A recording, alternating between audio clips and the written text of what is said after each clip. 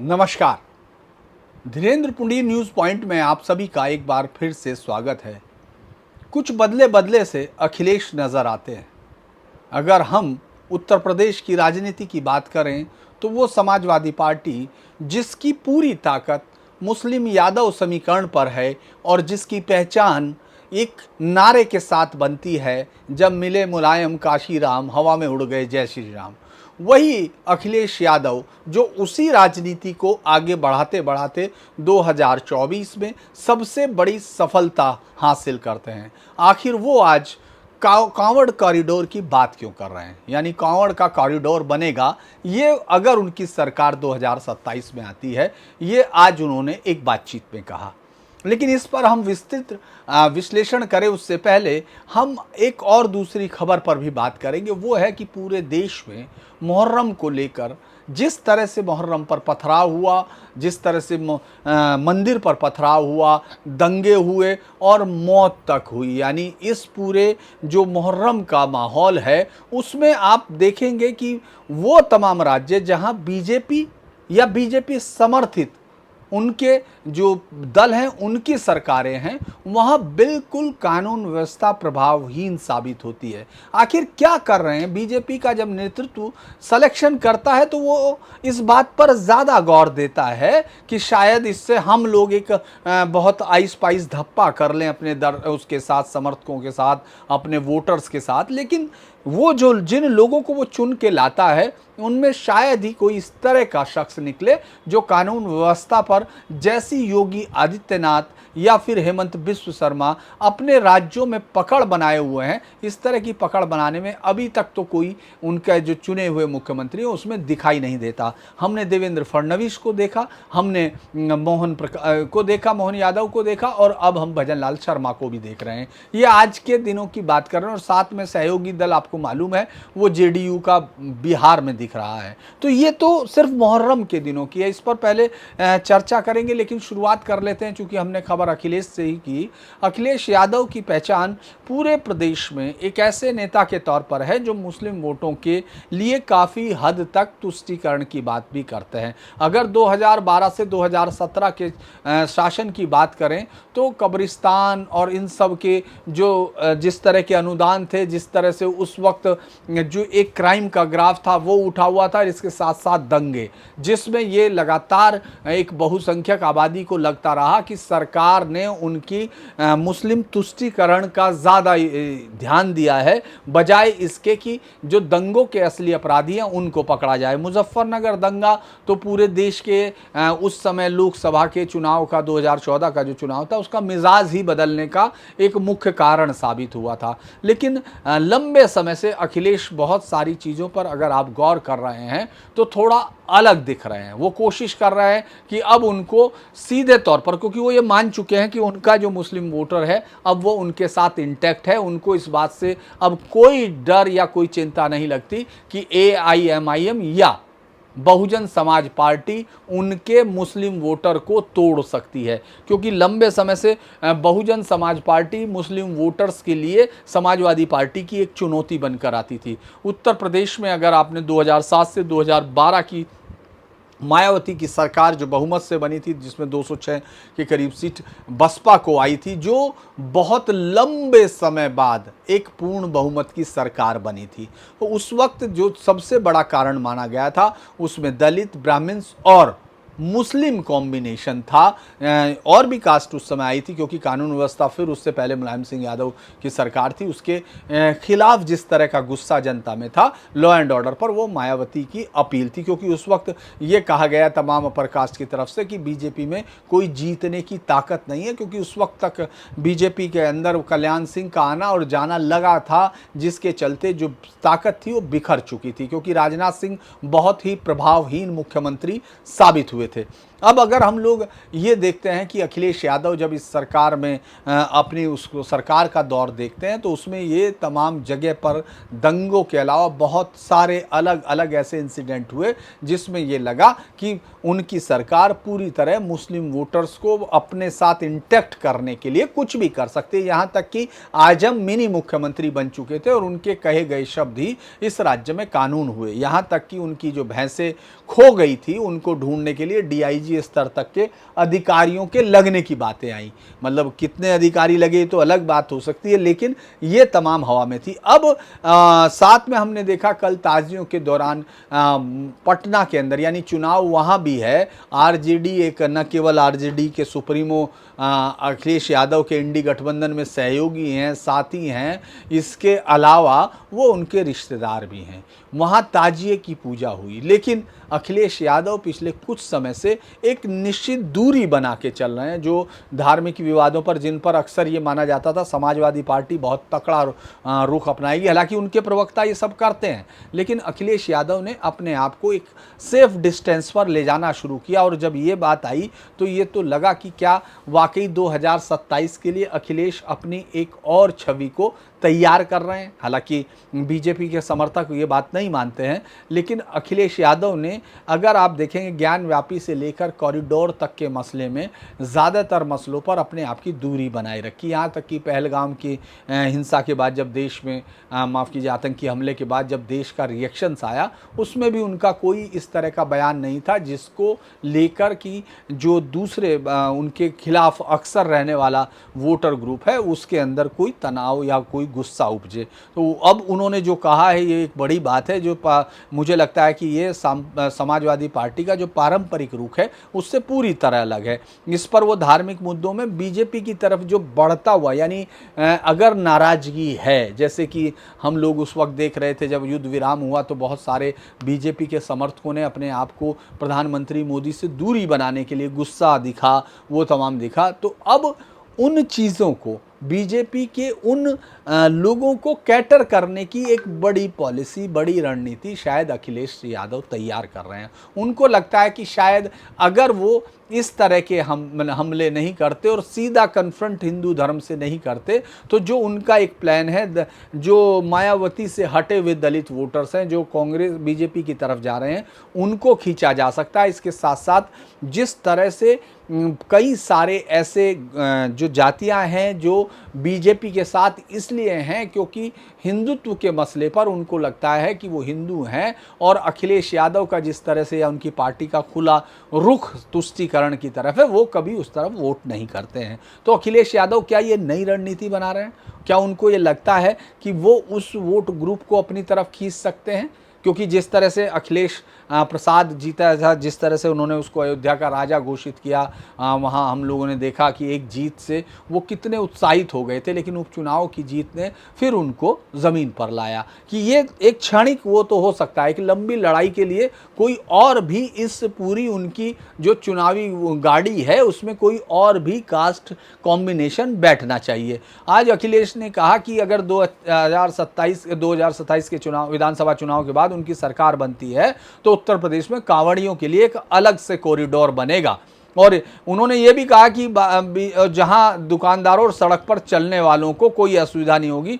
उन्होंने भाजपा सरकार पर सीधा कहा कि वो आस्था के नाम पे वोट मांगती है, लेकिन कांवड़ियों के लिए कुछ नहीं किया। जबकि 7,000 करोड़ रुपए में एक्सप्रेसवे बन सकते हैं, तो 1,000 करोड़ में कांवड़ कॉरिडोर क्यों नहीं बन सकता? ये उस वक्त आ रहा है जब आप देख रहे होंगे कि पूरी उत्तर प्रदेश सरकार इस वक्त कांवड़ मार्ग पर और कांवड़ पर अलग अलग इंतजाम करने में जुटी हुई है। कांवड़ मार्ग पर ये कोशिश की जा रही है कि तमाम मांस की दुकानें बंद होंगी, और जो नाम है और जो दुकानों पर नाम है वो लिखा जाएगा दुकानदारों, क्योंकि बहुत लंबे समय से ये हमेशा से टकराव का कारण बनते रहे कि वहाँ मुस्लिम जो ढाबे वाले हैं उस रास्ते पर, चूँकि ये बहुत कई लगभग 200-300 किलोमीटर का लंबा रास्ता बैठता है। अगर हम यहाँ से देखते हैं तो वो 200 किलोमीटर दिल्ली से ही बैठ जाता है हरिद्वार तक, और उससे ज़्यादा आगे तक जाने वाले कांवड़ियों को लें, और अगर वो कांवड़िया हरियाणा तक जाते हैं तो ये कई बार 300 किलोमीटर तक का ट्रैक होता है। इस पे जितने ढाबे वाले हैं उनको अपने नाम लिखने के लिए उस ढाबे पर नाम, और फिर नीचे एक फीडबैक QR कोड बनाया हुआ जिस पे आप उसके कर्मचारियों के बारे में जान सकते हैं, उस पर अपना फीडबैक दे सकते हैं। ये तमाम तैयारियां सरकार कर रही है। तो ऐसे में कोई स्पेस उन 3 से 4 करोड़ लोगों का चूंकि ये सड़क पर रहने वाला युवा वर्ग है जो चुनाव के वक्त किसी भी सरकार को बनाता है और बिगाड़ता है, और इसके साथ पूरी तरह से मुखालिफ दिखती है। यानी अगर समाजवादी पार्टी और उन कांवड़ियों के बीच में देखें तो एक तरह की दुश्मनी का भाव दिखता है, राजनीतिक दुश्मनी की मैं बात कर रहा हूं, उसको पाटने की कोशिश की। आपने देखा अभी 2 दिन पहले एक युवा जो हैं, कुछ यादव युवा जो ला रहे थे कांवड़, उन्होंने कहा कि हम 2027 में समाजवादी पार्टी की सरकार बने, इसके लिए, यानी अखिलेश यादव मुख्यमंत्री बने, इसके लिए हम ये कांवड़ ला रहे हैं, और उसके बाद अखिलेश यादव से मिलेंगे और उसके बाद ये जल चढ़ाएंगे। तो आप देखेंगे कि ये एक बहुत बड़ा वर्ग भी है। यहाँ तक कि बनारस में भी आप देखेंगे जब पहले जल चढ़ता है तो उसमें यादव लोगों को सबसे पहले, यानी वो घंटों पहले जल चढ़ाने के सबसे पहले उन्हीं को जल चढ़ाने का अधिकार दिया जाता है। तो ये एक पुरानी परंपरा है। तो आप ये देखेंगे उन तमाम लोगों का वोट बीजेपी को जाता है, ऐसा अखिलेश यादव के जो पॉलिटिकल सलाहकार है उनको बताते हैं। तो उन्होंने अब इसको अपनी तरफ लाने की कोशिश की, और अगर हम ये कहें कि इस कॉरिडोर के ऐलान के साथ अखिलेश यादव एक बदल रहे हैं, तो इसको ये कह सकते हैं कि उन्होंने जो अपनी पुरानी जो एक छवि है उससे दूर जाने की कोशिश की है और सॉफ्ट हिंदुत्व अपनाने, यानी सीधे तौर पे भाजपा को धार्मिक मसलों पे खुला हुआ मैदान देने की बजाय अब उसमें थोड़ा घुसने की कोशिश कर रहे हैं। मैं पहले बता चुका कि वो इसलिए करने की कोशिश कर रहे हैं क्योंकि अब ये मानते हैं कि AIMIM या मायावती अब उनके लिए खतरा नहीं है। मायावती को मुस्लिम वोटर्स लगभग नकार चुका है। AIMIM अपनी कई बार कोशिश कर चुका, लेकिन उत्तर प्रदेश में जड़ जमाने में कामयाब नहीं हुआ, क्योंकि अखिलेश यादव ने अपने आप को बीजेपी का सबसे बड़ा विकल्प यहाँ यूपी में साबित किया। ना तो कांग्रेस ना उनके और दूसरे सहयोगी,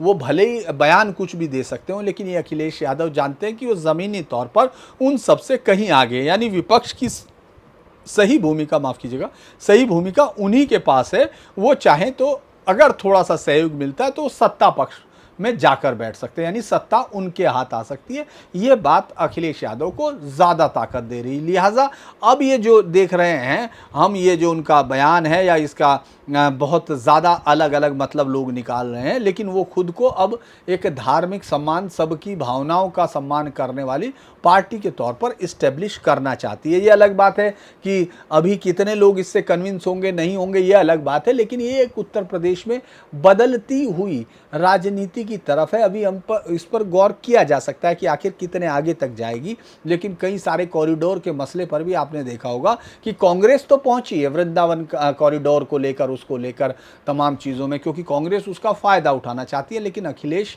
अपने आप से, और उन्होंने कई बार अपने पार्टी जो प्रवक्ता है उनको भी ये कहा कि धार्मिक मसलों पर सीधा कोई बयानबाजी करने की ज़रूरत नहीं।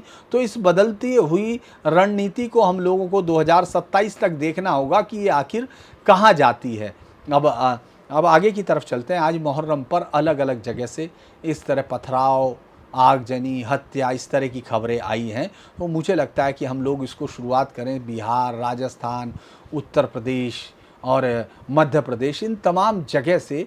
और बिहार में तो खैर ज़्यादा ही हुआ है, अलग से इसको कोई चुनाव के साथ भी जोड़कर देखने की कोशिश कर रहे हैं। लेकिन जो सबसे बड़ी चीज़ है वो ये लग रहा है कि किसी भी तरह से ये जो बीजेपी के शासित मुख्यमंत्री हैं, ये उनके नेतृत्व पर सवाल उठाता है। अगर कोई इसमें किसी को सवाल हो सकता है बहुत सारे लोगों, लेकिन मैं मेरी समझ के साथ कह सकता हूं कि भजन लाल शर्मा कानून व्यवस्था को कोई धार देने में वहाँ बहुत कामयाब साबित नहीं हो रहे हैं। आप देखेंगे कि आज जिस तरह की घटनाएं हुई राजस्थान में, उस तरह की बहुत दिनों से हम लोग इस तरह की घटनाएं लगातार देख रहे हैं, चाहे वो जयपुर से शुरू हो या अलग अलग जगह, और उन पर कोई भी प्रभावी नियंत्रण कम से कम मुख्यमंत्री का नहीं दिखाई देता है। ये आज भी दिखाई दिया, चाहे वो मध्य प्रदेश में जब मोहन यादव को चुना गया तब ये कहा गया बहुत सारी चीज़ें अलग अलग तरीके से कि एक नया नेतृत्व उभरा और शिवराज सिंह चौहान यानी पार्टी आगे भी मौका देना चाहती है। लेकिन मुझे लगता है कि खुद मध्य प्रदेश की बीजेपी में अब इस तरह की आवाज़ उठनी शुरू होंगी कि क्या वाकई शिवराज सिंह चौहान का सही विकल्प लाया गया मोहन यादव, या सिर्फ जातीय समीकरणों को भरने के लिए बीजेपी के केंद्रीय नेतृत्व ने एक ऐसी कोशिश की जो अभी सही से फलीभूत होती हुई नहीं दिख रही है। हम लोग आज पहले उस पर खबरों पर बात करते हैं, फिर आगे बात करेंगे। चूंकि मुहर्रम का मुख्य दिन आशूरा 6 तारीख को था, उसके बाद आज हुआ कटिहार में हुआ। कटिहार में नया टोला स्थित महावीर मंदिर पर मुहर्रम के दौरान जुलूस के पथराव हुआ। वार्ड नंबर 34-35 से निकल रहे ताजिए के जुलूस में शामिल कुछ लोगों ने मंदिर पर पत्थर फेंके, ऐसा मैं खबर के हिसाब से कह रहा हूं। विरोध करने पर मुस्लिम समुदाय के लोग और उग्र हो गए और लाठी डंडे हथियारों से हमला हुआ। पथराव में कई लोग घायल हुए, गाड़ियों और घरों को नुकसान पहुंचाया गया। उसके बाद कटिहार में जुलूस के दौरान, हाजीपुर में मुहर्रम के जुलूस के दौरान एक बस की टक्कर के बाद हंगामा हो गया, फिर आगजनी हुई। दरभंगा में 2 गुटों में जो है झड़प हुई, पथराव के कारण ताजियों को नुकसान और कई एक दरोगा पर चाकू से हमला हुआ, बाद में गिरफ्तार भी हुआ। गिरफ्तारी के विरोध में लोगों ने हंगामा किया और बहेड़ी हाईवे जाम किया। इसके अलावा मधुबनी में एक मारपीट का मामला दर्ज किया गया। उसके बाद अगर हम लोग उत्तर प्रदेश की तरफ भी देखें तो उससे पहले हम लोग मध्य प्रदेश का देखते हैं, फिर उत्तर प्रदेश पर बात करेंगे। मध्य प्रदेश में उज्जैन में हुआ मुहर्रम के दौरान, वहाँ प्रतिबंधित मार्ग पर घुसने के लिए सब वीडियो आप देख चुके हैं, किस तरह से पुलिस एकदम निसहाय की तरह दिख रही है। वो उनको रोक पाने में नाकामयाब तोड़ रही है। पुलिस के बैरिकेड तोड़े गए, पुलिस से हाथापाई की गई और आखिर में फिर पुलिस को लाठीचार्ज करना पड़ा। अराजक तत्वों ने फिर अंदर तक पहुंचे, दरगाह के अंदर भी बात हुई और अज्ञात लोगों के खिलाफ फिर केस दर्ज हुआ। इसी तरह से अगर हम लोग देखें तो धौलपुर में राजस्थान में हुआ मुहर्रम के जुलूस के दौरान सांप्रदायिक तनाव देखने को मिला, जब अखंड रामायण में माइक की आवाज़ को लेकर बवाल हो गया। इसके बाद मारपीट और देखिए किस तरह से ये अलग अलग जगह पर आपको एक्शन दिख रहा है। इसके अलावा कर्नाटक में रायपुर में है, इसमें तो एक दुर्घटना हुई है। और जम्मू कश्मीर में श्रीनगर में मुहर्रम के जुलूस के दौरान कुछ इस तरह के झंडे, यानी फिलिस्तीनी झंडे, हिजबुल्लाह के झंडे, जिसके बाद श्रीनगर पुलिस ने मुहर्रम के खिलाफ, मुहर्रम में शामिल कुछ लोगों के खिलाफ केस दर्ज किया गया। 6-7 को अगर हम लोग देखें तो मुहर्रम के जुलूसों के दौरान अलग अलग जगह पर आशंका। अब हम लोग अगर यूपी में देखें तो यूपी में भी मुजफ्फरनगर में पहले ताजिए के पहले मंदिर को ढक दिया गया। ये इस तरह की एक खबर आई है, मुझे इसका भी चूँकि मंदिर का नाम मालूम नहीं है और इस तरह की खबर का भी डिटेल्स को मैं देख रहा था। अलीगढ़ में अराजक तत्वों ने फिर एक, मैंने आपको बताया कि यहाँ विरोध हुआ है काफ़ी। और इसके अलावा कुशीनगर में, बरेली में तो एक हादसा हुआ जिसमें ताजिए में आग लग गई और कुशीनगर में नारेबाजी के चलते एक हिंसा भड़क गई है। तो ये अगर हम लोग देखें कि किस तरह से लगातार ये घटनाएं होती रही हैं और घटनाओं के बाद चूँकि मुहर्रम के जुलूस पर बढ़ियापुर में भी हुआ 2 समुदायों की झड़प और फिलिस्तीनी झंडा। खैर चलिए, ये तो अलग अलग मैं नाम लेता रहूँगा तो ये लंबी कोशिश है, लेकिन आप ये देखेंगे कि आखिर इस तरह के जुलूसों पे इस तरह का झगड़ा क्यों होता। खासतौर से बिहार में तो इसके पीछे चुनावी कारण आप मान सकते हैं कि इसका सीधा रिश्ता चुनाव से जोड़ने की कोशिश हो सकता है। लेकिन अगर इतिहास को देखने की कोशिश करते हैं आप, तो आपको दिखेगा कि ये वहाँ निरंतर होने वाली प्रक्रिया है। मुहर्रम को लेकर, चूँकि मुहर्रम में जिस तरह से लोग तलवारबाजी, गतका यानी लाठी और वो तमाम चीज़ें चलाते हैं और अपने शरीर को जिस तरह से लहूलुहान करके या वो अलग अलग जंजीरों से मारते हैं, वो सड़क पर दिखता हुआ एक इस तरह का प्रदर्शन है जिसको लेकर कई बार बहुत सारे लोग सवाल करते रहे। और उसके बाद चूँकि ये माहौल वैसे ही इतना इमोशनली चार्ज होता है और अगर दूसरा इधर से कोई दूसरे संप्रदाय या समुदाय के किसी व्यक्ति के साथ कुछ भी बातचीत होती है या कुछ भी होता है तो तुरंत जो है एकदम माहौल में ये इस तरह की अफवाहों के साथ पथराव, आगजनी शुरुआत होती रही है। उत्तर प्रदेश में तो अब कुछ घटना दिखी है, लेकिन ये हमेशा ये लोग मानते रहे हैं कि जैसे ही उत्तर प्रदेश में कोई घटना होती है तो उस पर एक्शन ज़रूर होता है। वो चाहे आप लगातार किसी इस तरह की आगजनी की घटनाएं हो, एक के बाद एक हम देख चुके कि उत्तर प्रदेश में योगी आदित्यनाथ पर बहुत सारी चीज़ें आप उन पर बात कर सकते हैं, लेकिन कानून व्यवस्था पर उनको कोई चैलेंज नहीं कर सकता। ये तो लोगों को लगता है कि वो उसमें है, लेकिन बीजेपी के बाकी राज्यों के मुख्यमंत्री इस तरह के प्रभाव में शामिल नहीं हो रहे। भजन लाल शर्मा को आपने देखा, जो मैं उनके बारे में बता रहा था कि किस तरह से इस पूरे मसले पर एक तरह का रोमानिज़्म भी है। अगर हम लोग उसको देखें, मुहर्रम के इस जुलूस को देखें, तो बहुत सारे लोगों ने इसको अलग अलग तरीके से लिखा, बहुत सारे लोगों ने ये तक एक इमोशनल इसको टच दिया गया कि, लेकिन भारत के अंदर इसको लेकर ये एक ऐसी परंपरा है जो आज भी भारत के लोग बहुत ज़्यादा उसके साथ सामंजस्य, जो गैर संप्रदाय, जो गैर मुस्लिम लोग हैं, वो नहीं बिठा पाते हैं। तो उसी को लेकर जगह होता है, लेकिन उसमें भी तमाम बीजेपी की जो राज्यों की सरकारें हैं, उनमें ये माना जाता था कि अब नहीं, इस तरह का कोई झगड़ा आगे नहीं होगा, लेकिन ये हर साल होता है। लेकिन उसमें मुझे लगता है कि एक बड़ी चीज़ तो थी। अब हम लोग अगर इस पर कहें कि कानून पर जो बीजेपी को कम से कम अपने ही राज्य के मुख्यमंत्री से सबक लेना चाहिए, तो इसमें कोई गलत नहीं होगा। ये केंद्र की जो राजनीति रही है उसने बहुत, मुझे लगता है कि अभी उसका रिज़ल्ट अब आपको दिख रहा है कि जो अनजान या जिनके बारे में आम जनता को भी नहीं पता, उन नेताओं का चुना जाना ये ज़रूरी नहीं है। ये तो एक बड़ी बात है कि बीजेपी ने एक इजारेदारी ख़त्म की है, यानी एक कार्यकर्ता भी मुख्यमंत्री बन सकता है, ये सपना लोगों की आंख में जगाया है। लेकिन क्या वो ऐसे लोगों को चुन सकती है जो कानून पर और खुद उसकी जो आइडियोलॉजी है उसके साथ स्टिक करके अपनी पार्टी के वोटर को मजबूती दे सकें? ऐसा अभी लगता है कि कम है। अभी मैं एक और खबर पर थोड़ा सा छोटी सी खबर बढ़ना चाहूँगा। निशिकांत दुबे बीजेपी के एक ऐसे नेता हैं, ऐसे सांसद हैं जो किसी को भी कहीं भी कुछ भी बोल सकते हैं और सीधी चुनौती देते हैं, और उनको संसद में लोग सुनते भी हैं। अब उनका एक खासा वर्ग भी तैयार हो गया जो उनकी भाषा को पसंद भी करता है। और आज उन्होंने जिस तरह से जवाब दिया है बाल ठाकरे के बेटे उद्धव ठाकरे और उनके भतीजे राज ठाकरे को, वो बहुत चर्चा का विषय बन रहा है। उस पर उन्होंने सीधा कहा है कि हिंदी भाषी लोगों को मुंबई में मारने वाले, यदि हिम्मत है तो महाराष्ट्र में उर्दू भाषियों को मारकर दिखाओ। अपने घर में तो कुत्ता भी शेर होता है, कौन कुत्ता कौन शेर खुद ही फैसला कर लो। ये आज उन्होंने कहा कि और कहा महाराष्ट्र में बड़े बॉस हो, बिहार यूपी आओ, तुम्हें पटक पटक कर मारेंगे। तो ये जो है इस तरह के बयान के साथ अब भाषा का विवाद, दरअसल जो वो चाहते हैं उद्धव ठाकरे और राज ठाकरे, मुझे लगता है निशिकांत दुबे का ये बयान उनको मदद और करेगा, क्योंकि उनको खैर चुनौती नहीं दी गई, लेकिन बहुत बार ये एक बड़ा असमंजस की स्थिति होती है हिंदी क्षेत्र के नेताओं के पास, या तमाम वो लोग जो उनका जवाब देते हैं, कि अगर वो इस तरह का कोई जवाब देते हैं तो उससे वही मजबूत होते हैं, क्योंकि उनके पास एक इमोशनल वोटर चार्ज है। हिंदुस्तान के हिंदी राज्यों में इस तरह का कोई भी किसी भाषा को लेकर बहुत कुछ विरोधी रुख नहीं दिखता है। तो इसीलिए उनका ये बयान, मुझे लगता है कि मराठी उसमें, लेकिन फिर भी ये जवाब उन्होंने दिया है। अब इस पर कांग्रेस, मुझे लगता है बीजेपी का आला कमान क्या कहेगा वो उस पर देखेंगे। उन्होंने कहा कि अगर आप हिंदी वाले को मारते हैं, उर्दू भाषी तमिल तेलुगु को भी मारो, आप ये घटिया हरकत कर रहे हो। और राज ठाकरे के बयान पे दिया था, जो राज ठाकरे ने कहा था कि मराठी न बोलने वाले पर मारो लेकिन वीडियो मत बनाओ।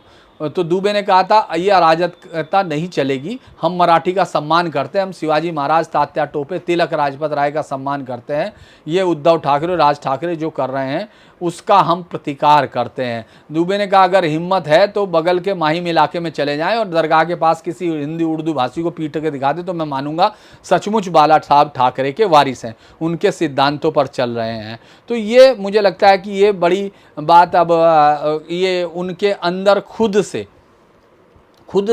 बीजेपी शिवसेना खुद वहाँ चुनौती हासिल कर रही है। उद्धव ठाकरे की जो शिवसेना अब बची हुई है, शिवसेना उद्धव, उसको खुद वहाँ के लोग, नीतीश राणा ने जिस तरह साफ कहा कि ये गुंडागर्दी नहीं चलेगी, इसके अलावा भी कई सारे मंत्रियों ने उनको साफ कहा और चुनौती दी। ये उनको चुनौती बहुत बार दी जा चुकी कि आमिर खान और जावेद अख्तर से वो बुलवाइए आप, तो उसमें उनको लगता है कि ये जो उसमें ये चुनौती उनको अलग अलग राज्यों से मिल रही है। लेकिन मुझे लगता है वो जोश में जो है नाम ले गए हैं लाजपत राय साहब का। अगर वो नाम सही है तो ये बताता है कि वो जोश में है, वो क्योंकि पंजाब से थे, बाकी नाम ज़रूर महाराष्ट्र से थे।